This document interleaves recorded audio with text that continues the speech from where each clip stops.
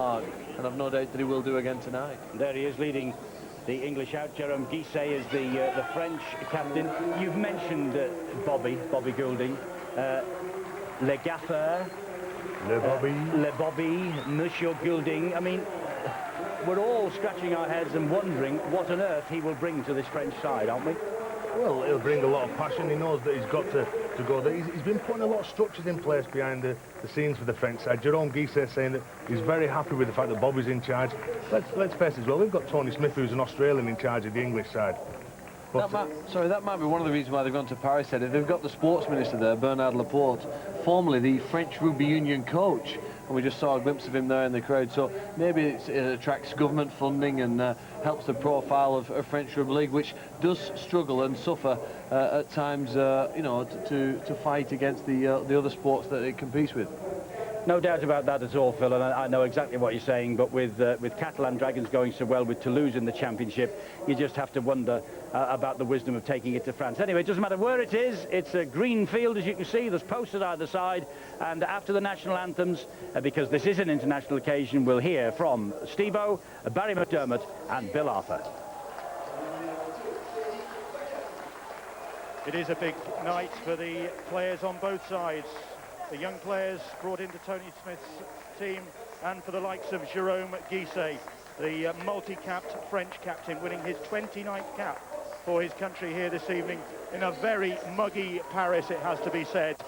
And bizarrely, before the game, as Bernard Laporte joins Richard Lewis, Nicolas Larat for the ceremonies before the game. Bizarrely, they were playing Last Christmas by George Michael as the crowd sweltered here in Paris, because it is a very muggy evening indeed. It's been about 28 degrees all day, and it really hasn't cooled down a great deal either. There is no hint of a breeze inside this stadium, and it's going to be hot work for the players.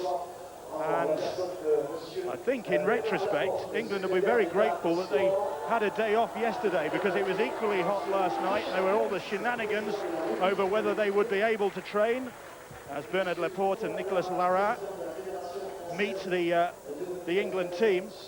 There were all sorts of things going on here in Paris last night, I have to tell you. England being shunted off the field to make way for an athletics event that never happened. There were two men with a javelin throwing it around. Meanwhile, there was the battle of the pitch markings going on, as a French company tried to prevent the company that puts the pitch markings on for the sponsors putting the pitch markings on. There was a standoff about that, which was only resolved with the aid of solicitors in London this morning, and I have to say, significantly resulted in victory campaign, but of course it's victory on the pitch here tonight that matters, Steve-O. Yeah, I think you're right there, Bill. It just well, it gives you the impression it is in Paris, and of course it is in France, and a lot of those situations do arise. A lot of people pointing the finger, of course, that it might have been Bobby Goulding to try to upset the... An outrageous suggestion. Yeah, but it was that maybe he was trying to upset Tony Smith, but he was quite calm about it, was the England coach. He said that a little bit of a rest for his side, and they looked very composed.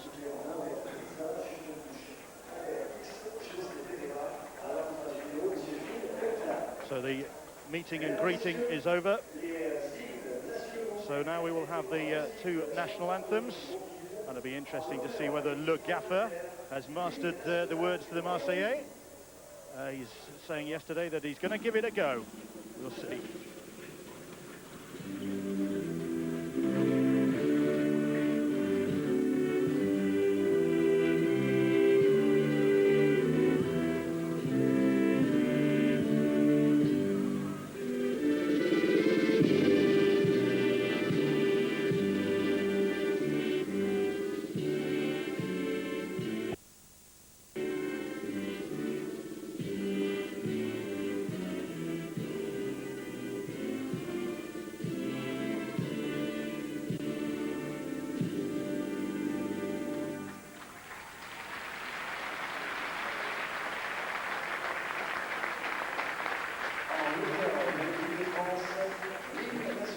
The Gendarmerie Band will play the French national anthem.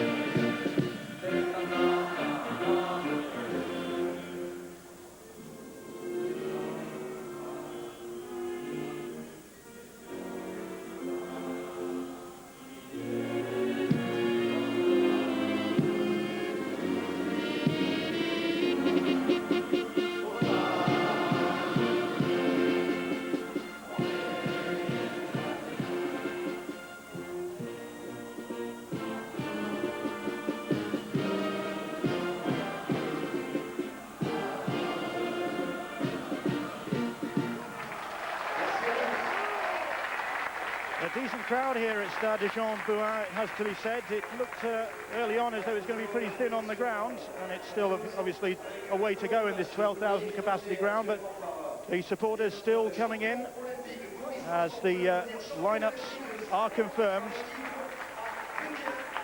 And England with the two new caps. A big night for Ryan Hall and for Scott Moore, and an exciting night for these players. And Tony Smith telling us in the build-up that they can put a marker down. Of course, when it comes to Four Nations, then other players might well come into contention, but this is the only international ahead of the Four Nations, Steve-O, and it's a great opportunity for these youngsters. It certainly is, and they won't be holding back as well. A lot of people thought perhaps that it would be pretty easy for them. We all know the attitude of Bobby Goulding as a player, and I must say he would have got that through to his players, but they look very nervous to me, to the French outfit. I suppose it's entering into the unknown, a new coach, new system. They were very poor in the World Cup, of course, but by the same token, England didn't break many pots either, did they? And Jared Maxwell gets the game underway here in Paris. Richie Myler with the kick-off for Derek, and almost Mikulak very nearly knocking on with his first touch there. And an interesting evening for the referee, Jared Maxwell, the Australian, who refereed Gateshead against Toulouse last week, so he's got a bit of an indication of the way the French play, but his last game back in Australia was Brisbane against the West Tigers, and of course he was one of a two-man team. Now he's back on his own out there. Will he be looking around to see where his partner is? Well, the most important part in an international is to get a pretty good hit in, and that's what the English defence will be looking for. It was a pretty smart move, I feel, by the coach Tony Smith to make sure that the experience was there in the forwards. They will lay the platform. When you look at the fact that Danny Maguire and Richard Myler, there's so much talent there at halfback. Briscoe felt that hit. Big hit on him. Eric Anselm leading the chase there. But England in possession, just inside the French half, and Scott Moore involved. Just going back to the two halfbacks, Steve-O, we've got Myler and Maguire, two mavericks really. When they play, they're not natural organisers of the game. It will be interesting to see who takes up that role. There is Maguire playing the ball. There is Moore, who will certainly be involved in the organisational side of things.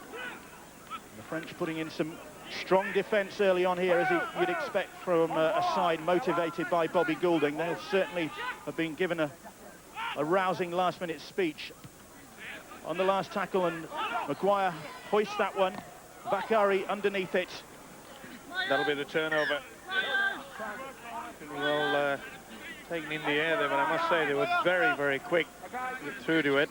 Ryan Hall making sure that he got possession. He'd be pleased to get a touch, but they were trying now, England, to just keep the French outfit well and truly in their own quarter. Interested in see how their forwards can get over the advantage line. They're very tentative, France, in these early stages. Bakary, the winger, wasn't all that confident to jump up for that ball. He let Hall catch it and then tackled him. They've found it difficult in the opening 2.5 minutes to get away and even get out of the 30-metre zone. Anselm finding just that as he is pinned to the floor. That tackle from Peacock, the captain. And Guisset trying to galvanise his troops. Big responsibility, isn't it, for Jérôme Guisset. Got the experience, that's for sure. Good opportunity here. The French running it on the last with Dupont, but Dupont is tackled. That'll be the turnover. Peter Fox keeping his cool, the Hull Kingston Rovers man. Missed, of course, that shock defeat last night by Harlequins on their own park.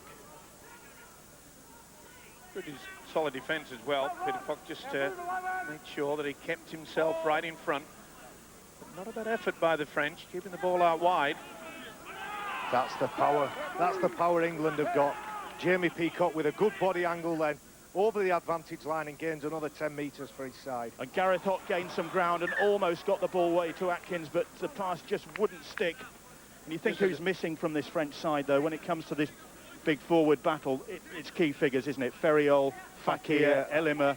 Correct, the big fellas, the ones who in the middle would be able to contain some of those England forwards that are running at pace and looking to make the ball available. If you don't lock that ball up with Gareth Hock, he will throw it every single time. More often than not, it will go to an England player.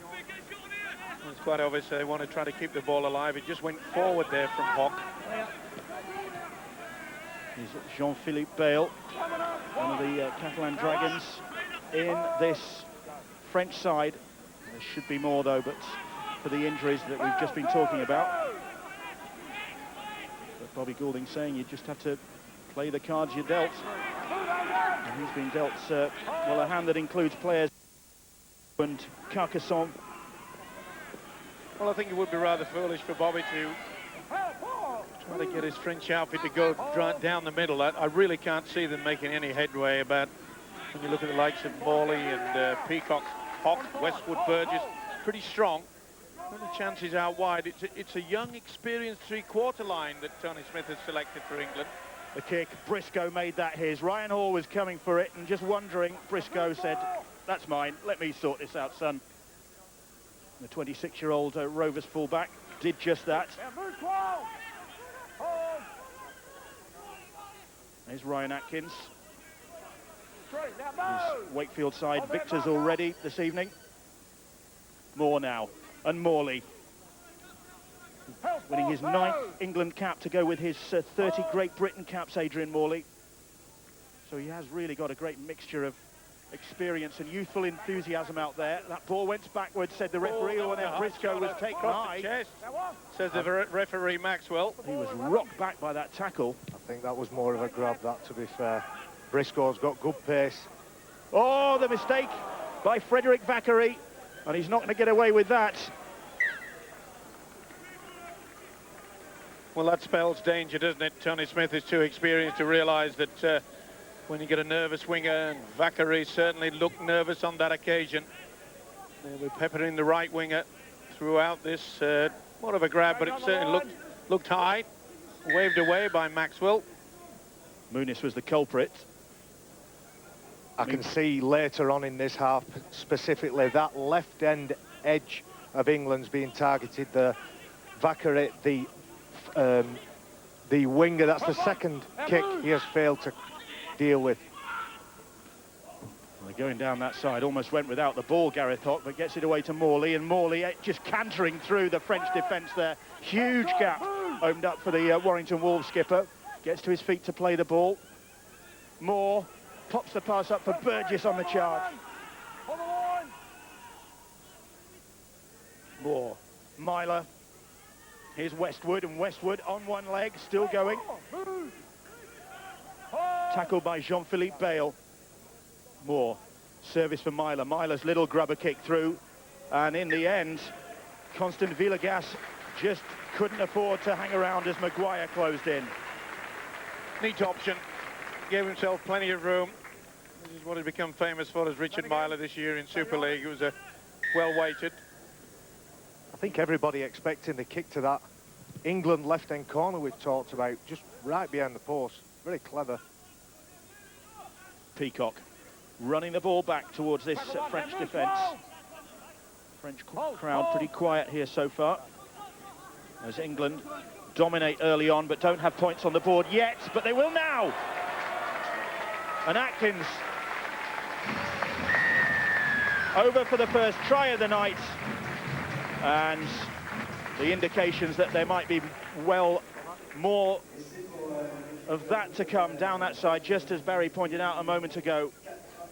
Pretty good work there on that short side. You could see that Scott Moore knew exactly what was happening. Good support by Gareth Hock. The offload was good.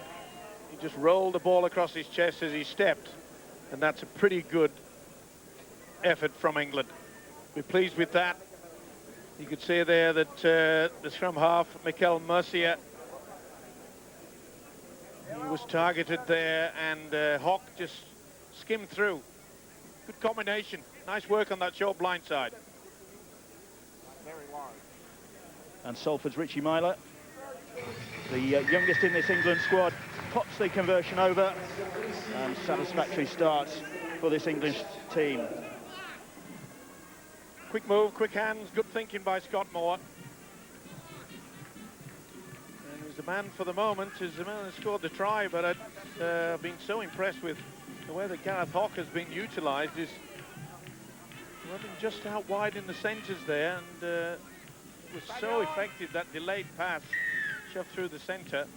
We talked about the men in the middle, the Peacock and the Morleys that England have got, but you look at the fringe players like Westwood, Hock, Burgess, they are big players that could possibly play in the front row, but because they've got some ability with the ball, just as Gareth Hock did then, he ran out the small player, and when he committed him, he just gave a nice little pop pass. Atkins is in space and gets over for the try. Here's Burgess now, Burgess in that loose forward roll, and again they're rolling forward, and Briscoe straight up the middle, looking for some support, and it ends in the hands of Maguire, and it's back-to-back tries for this England side. I said there were more to come. I didn't think they'd come quite that rapidly, and this is ominous for the French team. Great stuff. Beautiful offload by Burgess, back on the inside. Maguire handles it on 2 occasions. Great support play there by Scott Moore. That would have been a great try against any team, irrespective of a little bit of a problem. And there they are pinpointing the French right defensive. Bit of a stroll in the end, but good creative work, good combination. They look confident, don't they? He likes try scoring in France. Danny Maguire got a couple of tries for Leeds against the Catalan Dragons in Perpignan last weekend, albeit in a losing performance. There was a doubt with Maguire, had a bit of a shin splint problem, does have that occasionally, but he's recovered this week, and he looked pretty fleet of foot as he went in for that try, which Myler will try and convert successfully. And England already 12-0 up. We've already talked about the offloaders in this England team, but just watch what Danny Maguire, he's the one with the black bike pants on. He keeps moving, he keeps jogging, knows that he'll get that ball back at some point. Great work. Look how many white shirts are in the frame. Winning his 5th England cap, Maguire, celebrating with that try. So can the French just try and contain England, who are starting to rampage up the field? Here's Westwood. Westwood is stopped just outside his own 20. England have won the last 8 internationals against France, and of course they did a pretty good job on the French in Toulouse last June. What a wow of the game, isn't it? Sam Burgess getting himself involved, and so is this fella, Scott Moore. Moore just managing to get that ball away. Maguire onto Hock. Hock is tackled on the 40-metre line in the French half. Maguire. Myler now. Westwood, and Westwood's dropped that ball. He'll put the scrum down. And that's respite for the French, and you can almost see the French gasping for air out there. They needed that, France. What they haven't been able to do is maintain and contain this England side. They're relying on errors. Defensively, they're trying to get up into the English players' faces and put pressure on them. But what they can't do is just out-muscle them in the middle, out-muscle them on the fringes, and they can't keep hold of that ball. Wanted to see there that Thomas Bosk is very tight in defence. Pretty good tackle on Westwood. Certainly put him off, that's for sure. You can see how the pattern of the English defence is now. Gossard plays the ball. Eric Ansel tackled on the halfway liner. I think there are a lot of Stade Francais supporters in here this evening. Of course, this is the home of the Rugby Union Club, and they're getting behind this French side. And France on the 5th tackle. Bosk will he run this? They will run it, and it's with Jean-Philippe Bale who puts the kick in, and Briscoe across to gather that one. The chasers are there for France to pin him down. Well, the first real opportunity to get into the defensive line of England, but good positioning by Sean Briscoe. Season so far. Shenton plays the ball. Took a bit of a hit there as he ran that one back. Nothing wrong in it, according to referee Maxwell. Now here's Ryan Hall, one of the debutants. What a great season it has been for him. Super League's top scorer with 14 so far. And England get the penalty. Already 12-0 up. Just messing around at trying to play the ball quickly. Anybody to mess around trying to get their hands on the football there. Well, the defensive line from French in the middle, the forwards are doing their hard work, but it appears to me their biggest problem is out wide. And there are gasps from this crowd, who are, I think, quite a few of them maybe newcomers to watching rugby league, and they're watching England coming forward again. And Burgess spoiled for choice. He makes the choice of Richie Myler, and the 19-year-old goes over for the third England try of the night. And again, the big guys busting holes in this French cover. Wonderful work. Maguire under Burgess, kept his cool. On his right shoulder, Richard Myler. Isn't he happy to be back in the international shirt? Of course, injured, missed out on the World Cup in Australia. So disappointed, but already he has stamped his authority and skill factor on this game. Good support play. They really are just too fast, the options. As soon as they make the break, they don't just have one option, they have one either side. The support play from England is superb. And you might look at that, Steve-O, and think that's a set play, and we're looking at, you know, set structure, and it's not. It's just about pushing, working for your teammate, and being available if he does bust that line. You made the point, Barry, just after the kickoff, you know, who would make the man, who would be the first receiver, who would control it? Well, so far, Danny Maguire has done an absolute superb job in that department. Myler contributes another 2 points, a try and 3 goals then from the Salford City Reds man. Again, it's just bodies in motion. Sam Burgess, beautiful creature when he's in motion like that. Richie Myler, he'll have enjoyed that. It's a great day to make your international debut. Not that bad, monsieur. It's going to get a lot worse. I think he knows it too. Richie Myler adding to his value all the time, and that gets worse for the French. Out on the full. Not doing themselves any favours. No, it doesn't help them as well. That a few of the heads have gone down there, and this will be a penalty. It'll be shifted right down into maybe 20, 25 metres away from the French goal line. Good kick by Danny Maguire.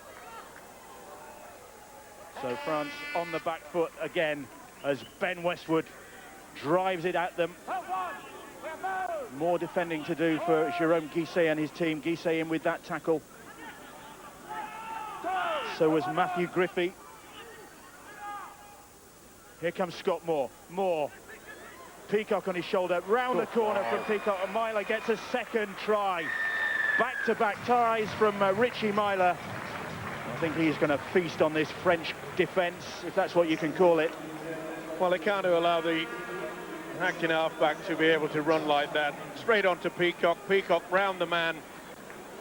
If you let the half-back, the dummy half control the show, it was superb skills. Take nothing away from that. But the first and second marker was non-existent there. But that was out of the top drawer. Number 2 for Myler. Well, it's 56-8 in Toulouse last June when these two sides met. Get the feeling that England could better that scoreline here this evening. It's a hot night already for the French. And Guisset and his players looking pretty worn out already. Just have been defending virtually since the word go. Well, kicking out from the restart doesn't help them. Lost them about 65 metres downfield. Another 2 points for Myler. I do enjoy watching front rowers show their skill off. An absolutely superb ball here from Jamie Peacock, and Richie Myler. If he's going to follow the big guys like that, pushing up into the next hole, he's going to get some tries tonight. Yep, 2 already. So what can the French do to respond? Well, they can get the restart right to begin with, and they've done just that, but Morley motoring it back at them.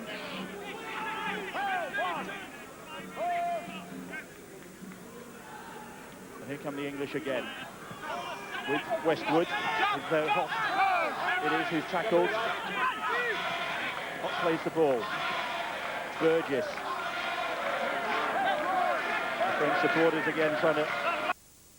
He must already be feeling pretty flat. 24-0 down after only 19 minutes. Well, they've had very little possession to sort of build their confidence. That's a great kick. Unbelievable. A fantastic kick from Scott Moore.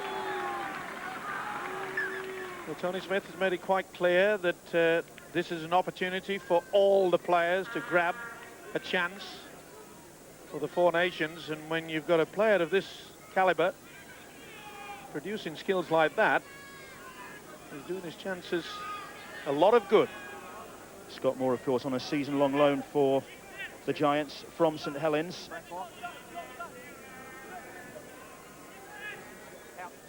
France, head and feet. It wasn't a 40-20 from Moore. He was just inside his own half when he put his kick in, but it was virtually in the corner, and France having to work this ball all the way up the field, and England having to do a bit of defending for a change. Kane Bentley there, and here is Bosk. Bosk onto Bale, and Bale stretching for that ball as the tackle came in. There's Myler round his ankles, and Bosk trying to do something himself about this situation. Well, we know the qualities of this man, don't we? But can he get the groundwork so he can give himself space to be able to create something? They really do need a good kick and maybe a second set. They've gone for the power play, and I'm afraid they would have been far better served than just dinking the ball into the corner, maybe force the error. It's hard in a game like this not to look at the scoreboard. 24 points in just over 20 minutes and think we've got to score, but France can't afford to do that.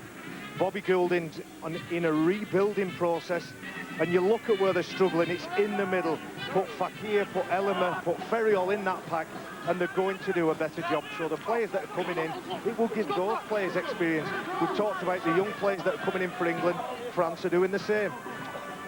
And interestingly, Bobby Goulding saying with the news that players like Clint Greenshields at the Dragons will be eligible for France soon. Well, in fact, as soon as this Four Nations, saying that really he'd prefer to give the homegrown players their chance. I think he's got to just bite the bullet and say that if they're offering the services, then you've got to take it. That's a high kick, and it's well dealt with by Villegas. Drop that. Although he's lost it as he came down. Won it in the air. But then the fullback just lost it as he came down. Under pressure from Peter Fox. And it was good work by Fox as well. He made sure that he didn't go for the man until he had the football, and then it was sufficient for the fullback, Villegas, to spill it. Well, then set move, I feel. So England in a great position. Maguire, Briscoe, just an ankle tap on Briscoe from Mikel Mercier stopped his progress, but for how long? As the ball is played, Shenton going for it himself, and he's held up just short of the try line. Moore, oh, Myler is clattered there by Jean-Philippe Bale. It's not all going Myler's way, although Bale comes off second best there, and it could just delay the inevitable. They get the ball wide to Fox, and Fox is in the corner. Meanwhile, Bale is down in the middle of the field and paying the price for that hit on Myler. And the price was another 4 points, this time in the corner from Peter Fox. Well, he timed it right, didn't he? It was superb here. A little bit earlier than that was the incident that involved Bale. There he is down on the floor. He certainly pinpointed Myler. Full credit, Westwood, with the offload. Quick hands yet again. He's very busy, isn't he, Danny Maguire, tonight? This is the hit. And boy, you would have thought that Richard Myler would have felt that, but to his credit, played the ball. It's that man who's hurt. Yeah, the big centre, it doesn't look not happy. And he is big as well. Although maybe he's just winded. Oh, no, that's his jaw. I don't know whether he caught a crack in the ribs, but we've got lots of reasons to be proud of our game. Just watch what Richard Myler does here. He gets a crack, and instead of staying on the floor, does well to keep hold of the ball, just gets back up, plays the ball, and let's get on with it. And there's not much of him, to be fair, Richard Myler. Well, thankfully Bale is back on his feet as Seb Martins waits to come on in case the centre can't continue, but Bale looks as though he's got his wind back. But he's back on his feet to see Myler lining up another conversion attempt. Just to see if he can goal that try from Peter Fox, which was his 80th in the last 113 games, or in the 113 professional games he's played, which is a remarkable return for Peter Fox. Myler, this time he's missed with a conversion attempt, pushes it across the face of the posts. But England already 28-0 up. Pretty convincing as well, the ability to offload in the tackle, which we saw by the second row of Ben Westwood. And no doubt in my mind that Tony Smith, the coach, had just said to him, look, get the opportunity, let's not be selfish, let's not try to just take everybody on singular, just work as a team, and they're certainly doing that. Target with that restart, but it's Adrian Morley who's in possession. It's nice to see a front row do that as well. He's on the back line, his catcher can't get it. He says, that's my ball, give it here.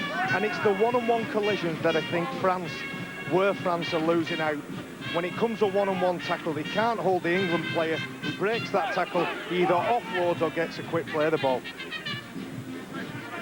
This got more slips as he just approached the 40-metre line in his own half. Moore plays the ball. Maguire, Atkins.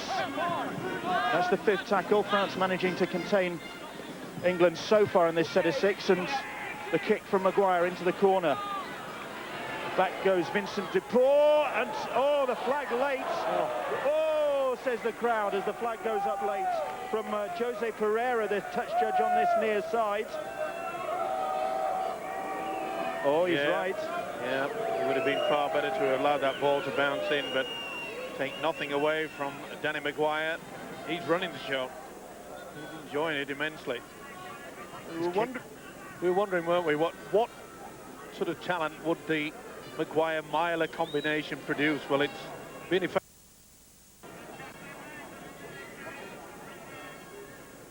And they've got another opportunity here. Head and feet at this scrum on the French 10-metre line, and Maguire pulling the strings across the field, ankle tapped, gets the ball away on the far side to Ryan Hall, and he'll go in for a debut try. The Leeds winger adding to his try tally for the season.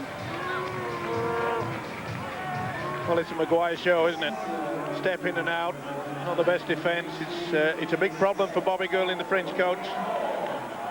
Michael Mercier just cannot finish off the tackles. That's the 3rd that he's missed so far in this game. But this is quality.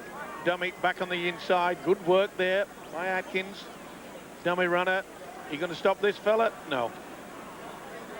He may not be the fastest in rugby league, Ryan Hall, but he has the power and the strength. You back him to squeeze in at the corner against anybody. Well, he's no slouch. A great Leeds combination there. Maguire and Hall linking up for that try.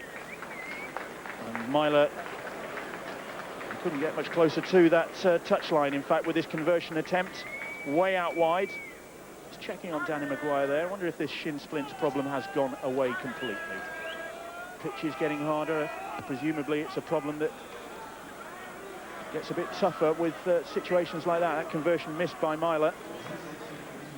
And just as things can't get any worse for France, or so they think, we've just seen Crabtree and Graham come onto the pitch as we see a scrum move, which in rugby league is a real rarity. Set pieces, you normally expect a defensive line with its structure to cope with it, but just on this occasion, Danny Maguire's footwork and speed, Steve-O, is a bit too much. I'd back him in a race against you anyway. That is for sure. I know to be the winner. Why don't you get in that race that they're having? Why is there a race for over 60s? Never mind. Oh, good play. Bit of juggling by Fox, and he managed to keep a hold of it. Ball away from danger. When you mentioned the ball, it's one thing that the French have not been able to hold on to, and it didn't surprise me the way that England are getting through that first line of defence. How are they going to cope with this big fella now? Earl Crabtree plays the ball, a great opportunity for him. He's had to wait for a chance to make it on the big international stage. Of course, he's played for England in fringe internationals, you could say, if you call the Federation Shield and competitions like that, which he was a regular in, but he's never made the breakthrough into the top time, and this is a big opportunity for him as well. Atkins plays the ball more. Here is James Graham. Saints didn't seem to suffer any problems with the absence of James Graham and James Roby last night with their big win against the Castleford Tigers, as that kick is launched and forward comes Constant Villegas. Good take. First one has really gone up there, looking confident. Toulouse fullback doing well there. Can they get anywhere near the halfway line? Bakary plays the ball. And a cheer now from them. They're settling for the fact that they've managed to hold the ball and make it a few yards. And on top of that, Bill, their biggest problem is the fact that on 2 occasions they've gone for the power play rather than the kick. What they need is good position downfield. They've failed to do that. Bosk puts that kick into the corner. It's a good one. I think Briscoe's going to have to bring that one back, but it's a pretty leisurely chase from the French. I would imagine they'd be exhausted with the amount of defence they've had to do. They've had to work hard when they're coming away from their own line. But that's the first time we've seen France go for anything like a percentage kick. I'm not even sure whether Bosk was going for a 40-20 there. England coming from deep with Fox. Of course, played for England against France and Wales and scored tries last year and then missed out on a World Cup trip, hoping to be involved in the Four Nations this year.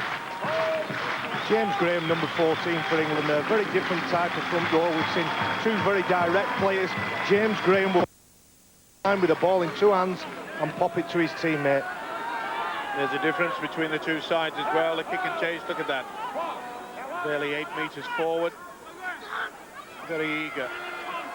I know perhaps you've got to look at the opposition that you're playing against, but England have been outstanding. Their ability to look for the support player, wanting to get the ball away live, has been so adventurous and brought its rewards. But it's still 0 points to the French so far. And they really haven't threatened this England defence. It's been one-way traffic so far here at the Stade Jean de Bouin. 5th tackle, and Bosk steps away from trouble to put a decent kick in. And Ryan Hall drifts back to collect that ball. The French there to close him down on his own 20-metre line. Westwood now, and Westwood bounces off the first challenger and he leaves 2 of them in his wake. In fact, Kane Bentley and Eric Anselm were just bounced off there, and here comes Fox now and Crabtree. Crabtree able to spin and offload. There's his Giants teammate Scott Moore, and then there's James Graham, and Graham not tackled yet, he is now. And again, we see the difference between the 2 sides, and as much as only 2 play the balls, they were in the French half already. Sheer power. Maguire will control it from here. Oh, good offload there. Now with Briscoe, Maguire off the field in actual fact at the moment, and just having a bit of attention for what looks like an arm injury. There is Roby. Roby spun around and eventually tackled. That's the 5th tackle. So both the hookers, Moore and Roby, on now. Myler stabs a little kick in. Atkins chasing that one, and he's going to put just to make sure that there was no danger of the winger getting out of trouble there. Very well anticipated the kick through. And England, forget about the scoreline, they know they are in full control. They're very confident, very positive. So another goal line dropout for the French. Constant Villegas, Toulouse player. Toulouse, of course, in action this evening, playing Batley in the Championship. The goal line dropout returned by James Graham. Brought down on the 30-metre line. It's a decent crowd here tonight. It's a shame that they're not seeing a French effort that is able to contain this England side. Marketing people from the French Federation pounding the streets, putting flyers on cars throughout Paris. Free tickets as well have been handed out. But the fans that have come are seeing England taking their side apart here. Burgess over the line. He's lost that ball as he went to ground it, I think. But Jared Maxwell not certain, and cue video ref Phil Bentham for his first involvement of the evening. He's jetted in, having been in charge at Craven Park last night, on a plane this morning. Now then, Phil Bentham, what do you make of this? It's pretty difficult. The referee in a good position. I think No, Muniz he's has lost done it. a great job. Yeah, He's he's almost lost it. knocked it out of his hand. Gregory Muniz's left hand. This will be no try. I feel that he's knocked on. Just loses possession at the vital moment. Watch him slip off. No, there's no control over that. And I think Mr. Burgess knows exactly. So I must say, the way he's been playing, he deserves to try. But he won't be given, or shouldn't be given, as far as I'm concerned. Jared Maxwell just waiting for the decision from Phil Bentham, and I don't think England are expecting anything positive from that. And in fact, Sam Burgess, having just gone close there to scoring, has left the field. He's been replaced by Harlequin's Tony Clubb, who joins the action. So Maguire off the field. Well, he's done his job, Sam Burgess. So has Maguire in the opening 30 minutes or so. Maguire, his right forearm is heavily iced. He's taken a bang on that. No point in risking players this evening. I'm sure the club coaches will be grateful for that. No, I'm just looking down at the England bench there, and without being unkind to France, there's probably more quality on that bench than the entire French team. Burgess, Maguire, Morley and Peacock. I bet Bobby Goulding wished he'd had those players available for France.